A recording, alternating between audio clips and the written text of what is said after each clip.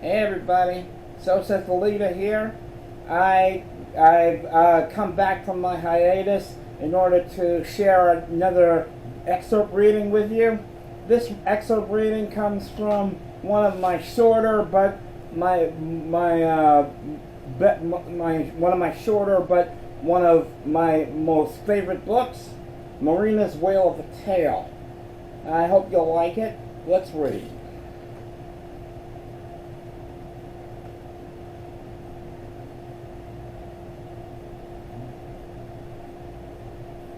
Okay, this is the scene where Heatheria and Luanne meet the mermaid princess Marina, and I hope you like it. Let's begin. Before Heatheria could say or think anymore, Luanne's fishing line started unraveling rapidly. "Hey, I got a bite!" the princess cried as she started cranking frantically and pulling back on her rod. "Heatheria, help! I think this might be a big one!" Heatheria ran to her side and grasped the rod, helping Luanne pull back as hard as she could. But every time they pulled, the fish they caught on the hook kept pulling back. And as they pulled, Luanne suddenly heard a voice calling out, and it seemed to be calling out from underwater. "Help me! Someone help me!" "Hey, did you hear that?" Luanne asked Heatheria, relaxing her grip on the rod and listening closely. "Luanne, help me pull! It's a spider!" Heatheria cried desperately, snapping her sister out of it. It took Luanne another moment to realize that her rod was slipping through her fingers, just as the voice called out again, "Help me! Someone help me!" And from Luanne's perspective, the voice sounded frantic, and it also sounded human. With one final strain of effort, the two sisters pulled the fishing line all the way to the surface. However, it wasn't a fish they hooked. A human hand, followed by a cream-colored arm, and finally the entire upper body of a dark-haired young woman broke the water's surface. "Oh no, I hooked a swimmer!" Luanne cried. "Someone get this thing off me!" Luanne, the other woman cried. "He's really bruising my wrist!" Luanne rushed to her aid, hurrying to undo the hook and line from around the swimmer's wrist, but it didn't seem injured in any way. I'm so sorry, she told her. "I didn't see any swimmers around here, honest." Her voice trailed off when she noticed the other woman's unusual ensemble. She wore meshes of gold fish scales to cover her chest. Her shoulder-length hair was pulled back into a ponytail and held in place with a small starfish-shaped hair clip. Threaded through her hair from her forehead was a gold wreath fashioned into sea fern leaves, and around her neck was a pearl necklace, framed in gold, that was fashioned like a wreath. "No, it's my fault too," the other woman gulped between gasps of breath. "I've been swimming for days now, trying to find help, and I was so exhausted, I didn't see your fishing line." Now, why would anyone be swimming for days? Heatheria thought. Nothing but ocean as far as the eye can see.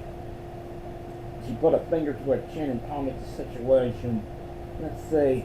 Gold silver skin bikini top, gold seafoam wreath, starfish-shaped hair clip. I don't see that as an ensemble in the talisman of light somewhere, but where?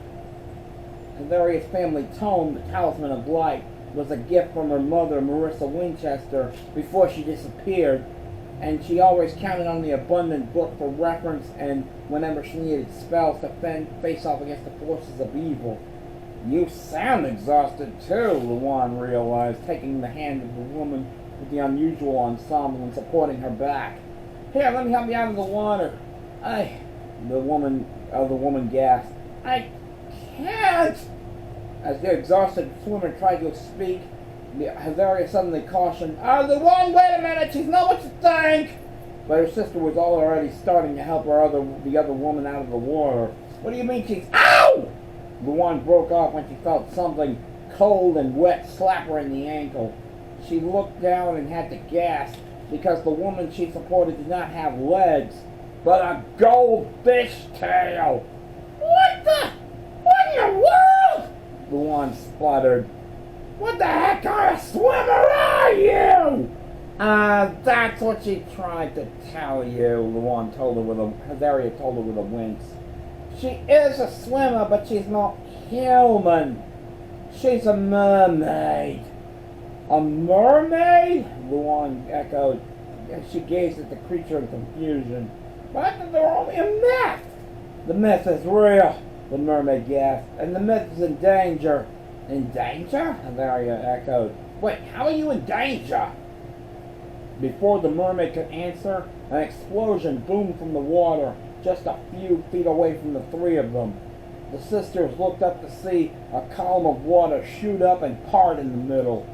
As they all watched, another half-sea creature, half-human appeared, perched on the top of the column of water. From the distance, it looked like a blonde woman with purple-dyed skin and wings and a long tail that made her look like a manta ray. I've come for Princess Marina, she declared. Bring her to me and your lives will be spared. Marina, Hetheria repeated, staring at the mermaid. I suppose that's your name, she asked her. In the scaly flesh, the mermaid replied sheepishly. And whoever that is called you a princess. Why? Asked Luanne. I'll explain later, Marina told her. Right now I need to get somewhere safe. Somewhere away from her. How can we help? Suddenly Marina gasped. You can stop me deflecting that water blast, he cried. The sisters looked up to see that the manta woman had her arm raised and pointed toward the shore. Behind her was a column of water that seemed to be aimed at the three of them. Hetheria didn't think twice. She darted in front of Luanne and Marina and raised her hands, focusing her energy. Instantly, the water stream was held at bay by one of Hetheria's invisible shields. Luanne, get Marina out of here! She shouted in a strained voice. I can't hold this for very much longer! Right! Luanne replied, scooping up Marina and taking off across the beach with Hetheria at her heels. Blast after blast of water chased them and shot gaping holes in the sand. One water blast was on target, heading straight for the threesome, but Hetheria deflected it with a raised palm. I don't think whoever that is can come on land, Luanne observed. That's because if she ever comes on land, she'll dry out instantly, Marina explained. She's the reason I'm on the swim. On the swim? Luanne echoed. Wait, who is that freak show? Take me somewhere safe and I'll tell you everything. I've got an idea, Hetheria said as she spun around in a circle. Instantly, her everyday clothes vanished, and she wore her black robe over a blue cotton sweater and a loose-fitting fuchsia skirt. She drew her wand from her belt and told the others, Stay close to me and brace yourselves! And just as the manta woman was getting ready to fire another water blast at the threesome, Hetheria raised her wand and chanted, Whispering Wind, save us from malice! Take us home to Millennia Palace!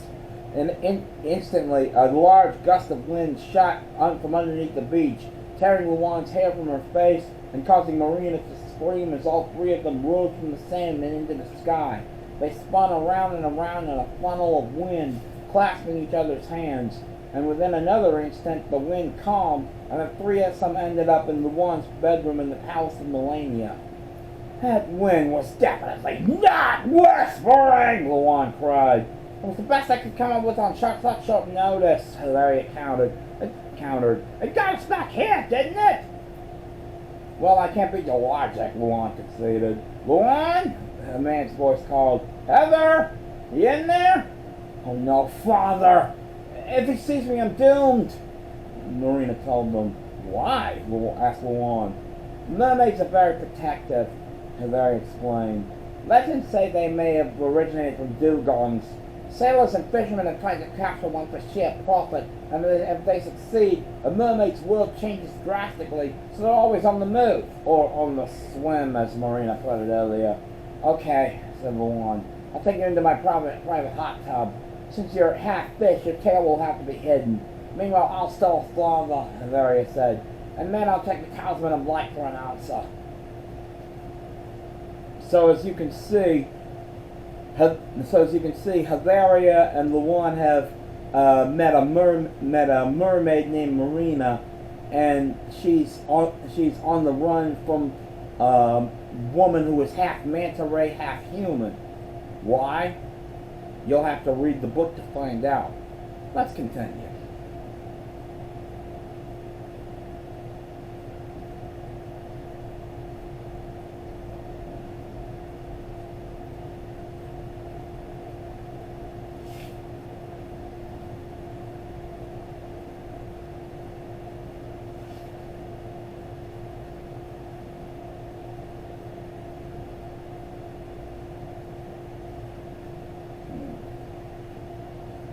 Yeah, this is a scene in Heatheria's laboratory where Luanne and Heatheria are working on a special spell to track down the half manta ray, half human, who will be revealed to be named Mantine. I came up with that name myself. Don't ask how I came up with it. Just bear with me. Let's continue. Marina slowly sipped from a cup of hot tea as she sat in the water respirator Heatheria had created for her. According to Heatheria, the tea was composed of 3 ingredients: ginseng to revitalize her mind, chamomile to calm her nerves and ease her pain, and green tea for inner peace. The mermaid had questioned Heatheria about the need for the tea, and the girl had simply told her she needed it to heal not only her body, but also her spirit. Heatheria is right about one thing, Marina thought weakly as she watched the 2 land dwellers work around the precious red stone. I'm exhausted all over again, but I don't even remember swimming this time. She tried for the umpteenth time to piece together the recent events.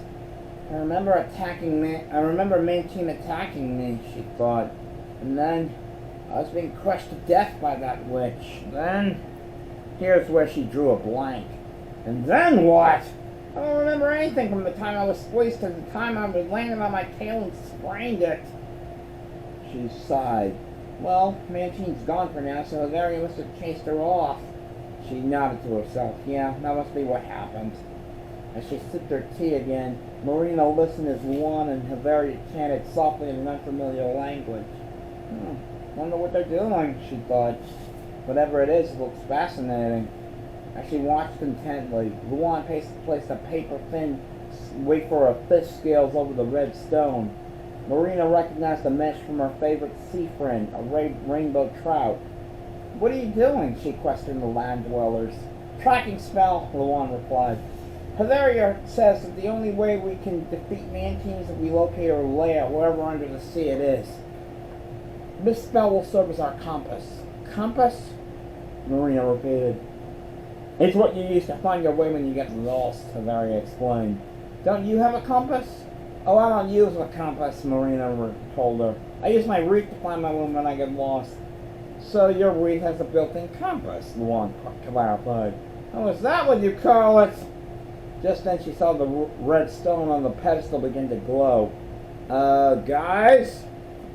And she prompted. That compass you mentioned found something. Luanne and Heatheria turned to look, just as their red stone shot a beam of the same color light into the air and opened a window into another world, a scene wall, which revealed underwater ruins of a city. That's where we'll find Mantine? Luanne wondered. Where is that? That's the former Oceanus, Marina said solemnly. Long ago, a powerful undertow demolished the kingdom, destroying all who lived there. All except me. You're the sole survivor of Oceanus? Heatheria repeated, and Marina nodded. Then that means my parents, my friends, my colleagues, all of them are gone. I'm the last mermaid on the planet. But how can that be? Luanne asked. I told you I don't know, Marina replied. I know that one minute I was getting swallowed by a whale, and the next minute Oceanus was destroyed. By the tidal tempest, I bet, Heatheria murmured. Marina looked bewildered. The what? What you leave is to blast Mantine, Luanne explained. Marina strained her memory to its fullest. No, she finally said. Doesn't ring any bells. Well, we've got to find a way under the sea. Luanne said. Luanne said. The silver manta ray is in a submarine mode, Heatheria proposed. The what? Marina asked again. The silver manta ray. It's our magical flying transport, Luanne explained. It was given to us by the ancients. We used it to travel to the North Pole. And meet Santa Claus, Heatheria added unnecessarily. Santa Claus? Marina repeated. Then her eyes lit up. Oh, you mean Santa Claus? So you're from that part of the world, eh? Heatheria teased. They all laughed. All right, enough's enough, Marina said after a few moments of laughter. I haven't told you the whole story. Whoever is the chosen one of the sea can summon the omnipotent Gulleron, the king of the seven seas. He has 4 demigod servants, a giant squid named Arrow, a skate named Rinka, a tiger shark named Hammer, and a stingray named Scorpion. Wait, Gulleron? Luanne repeated. I'm not familiar with him. Well, that's because he's an undersea legend, Marina explained. He's a humanoid creature believed to be half seagull and half great blue heron. Luanne groaned. I get it now. Gull heron! If you run those words together, they make up Gulleron. Anyway, only the chosen one of the sea has the power to request one wish from Gulleron, Marina went on. That's why I've been searching for this mermaid. Only she can help us vanquish Mantine. But you said you were the last mermaid on the planet, Heatheria reminded her. I know, Heatheria confirmed. And for another dumb reason, Mantine thinks I'm this chosen one. She chuckled uneasily. But that's preposterous, isn't it? The last mermaid on the planet couldn't be the chosen one of the sea. There's got to be another mermaid on the planet, or the spirit of a mermaid that was reincarnated as another being. Well, right now we have to focus on finding Mantine, Luanne said. Then we can concentrate on vanquishing her. But to find Mantine's lair, we need something she owns or something she touched, Heatheria told her. I have an idea, Marina said, opening her hand and revealing a broken polished nail. Use this. What is that? Luanne asked. One of Mantine's nails, Marina replied. They'd pierced my skin when she grabbed me, and one of them broke off when she paused, frowned, and changed her thought. Actually, I don't know when. It must have been when you, Luanne began, but she broke off when Heatheria jabbed her side with her elbow. As Luanne eyed Heatheria and the younger girl shook her head, Marina wondered, what is going on? Is there something I should know about but no one will tell me? Luanne eyed Marina again. Marina, right now you have to trust us. You have the power inside of you and we're not sure what that's good or bad. You'll know what we mean when the time comes. When the time comes, Marina thought to herself solemnly. My dad said the same thing before she stopped in mid-thought and averted her gaze. Marina? Luanne prompted. Are you alright? I'm fine, Marina murmured. I'm just thinking about Mom and Dad. I hope they're happy, wherever they are. Well, we've got to get this silver manta ray. Its magical sources should be recharged, Heatheria said. It's in my room, Luanne told her. I'll go get it. Then she opened the door and left for her room. And meanwhile, Marina, we've got to make a compass out of this fingernail. Heatheria explained. She hunted around and removed the empty powder puff case from one of her cupboards. Then she pointed her finger at Mantine's nail and it began to glow. She placed the nail inside the case and it began to quiver and spin. Now that is amazing, said Marina with a smile. Just then Luanne came back holding a toy manta ray. I've got the silver manta ray. Marina eyed the toy doubtfully. That's your magical flying transport? She demanded. Looks can be deceiving, Heatheria told her. Now hang on, we've got to get back to the ocean. You're going to use that instant transport spell, aren't you? Marina asked. You mean our blinking power? Luanne asked. Yeah, we're going to use that. Then Luanne and Heatheria grasped the edge of Mantine's water respirator, focused their powers, and pop! Vanished with the mermaid in a blink of an eye. So as you can see, that Luanne and Heatheria are on their way under the sea to find Oceanus and Mantine's lair. So, I just wanna dedicate this to my father. My father has. I just want to dedicate this to my father because 4 years ago he had passed away from septic shock, and I hope he's okay wherever he is.